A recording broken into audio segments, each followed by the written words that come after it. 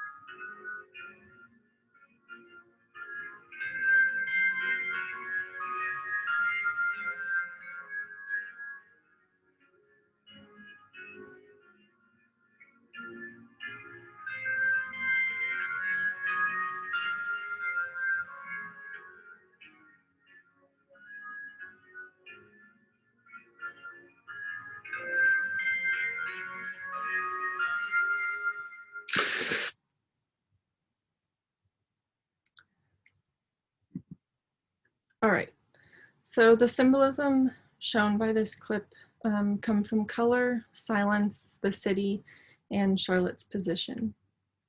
So color is very symbolic in this piece of the film by showing how Charlotte's emotions by the city, showing a very blue, gray, and solemn color. Silence is also shown for what goes unsaid due to distance or language, and how it makes Charlotte and Bob feel very lost in their own personal lives. The city in this clip is depicted as a very massive site. The buildings are towering over Charlotte, making her very small, and the movement below never stops. Also, Charlotte's position in this clip makes us understand how she might be very unhappy and possibly even hurting mentally. She's in a pretty crouched position and not very vulnerable. Cinematography is a very important part of not only this clip, but of the film as a whole. To show some aspects of cinematography in this clip, I'm going to focus in on the camera angles, depth of field, and color contrast. So starting off with color contrast, in the film, the city is typically portrayed as a very vibrant and chaotic scene, but in this film it is portrayed as kind of blue and grayish, kind of dull colors, which match not only the clothes that Charlotte is wearing, but ultimately seen as a whole, and it gives off, as was said in the previous scene, kind of a lonely and lost feeling.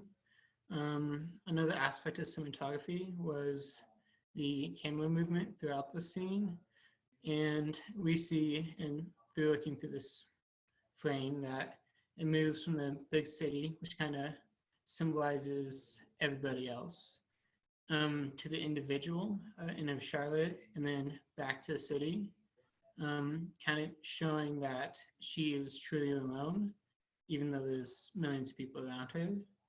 And then depth of field kind of plays in with that, because it shows it's a big world and that she is all alone in it.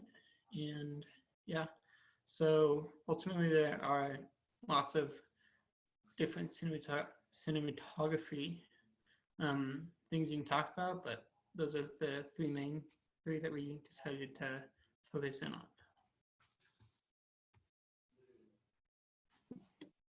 So gender is represented in the film. Charlotte's loneliness is highlighted more than Bob's because there's a female director. Charlotte is judged for being smart in a world full of supermodels. It is said that she went to a very prestigious university and she's clearly intelligent. She's also dressed in plain clothes, which contrast her from the shiny outgoing models that are all around her. and through this she is seen as less feminine. So Charlotte's life is also determined by her husband's job. She doesn't really have anything she needs to do during the day. She sort of just seems directionless. And her discontent with life and her confusion as to why she doesn't feel happy is often referred to as the feminine mystique. Charlotte Gilman, a sociologist who specialized in gender in relation to the economy, stated that people need creativity and a drive to reach happiness. And in this film, this is very clear with Charlotte. Without creativity and a drive of her own, she is clearly very bored, spending most of the days doing relatively nothing, just sitting around in the hotel room. And she's very aware of her loneliness, talking to people on the phone about how she doesn't know what's going on and how she just doesn't feel good. In addition to this, Bob fills a traditional masculine role. He's the breadwinner for his family. He travels a lot. Ladies are hitting on him in the bars. And to further this role, he's even shown like modeling in suits for a whiskey brand, which is about the epitome of masculinity in our culture.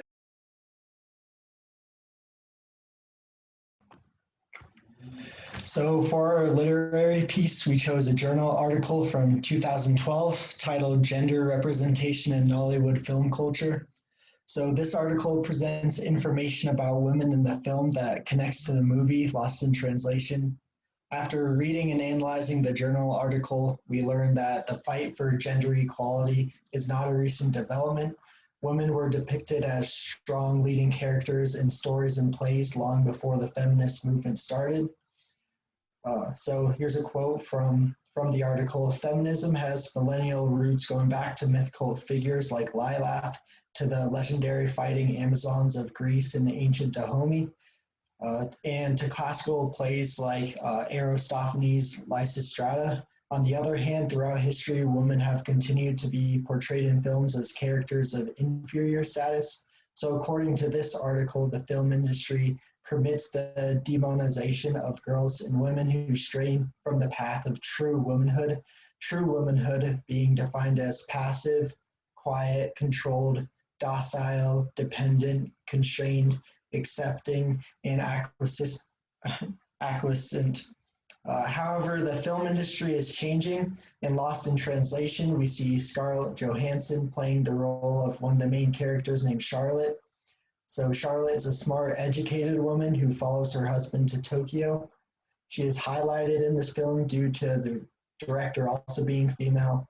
One of the main themes throughout the movie is loneliness, and Charlotte's feelings of loneliness through dialogue, colors, symbols, and cinematography are just much more apparent than Bob's. So.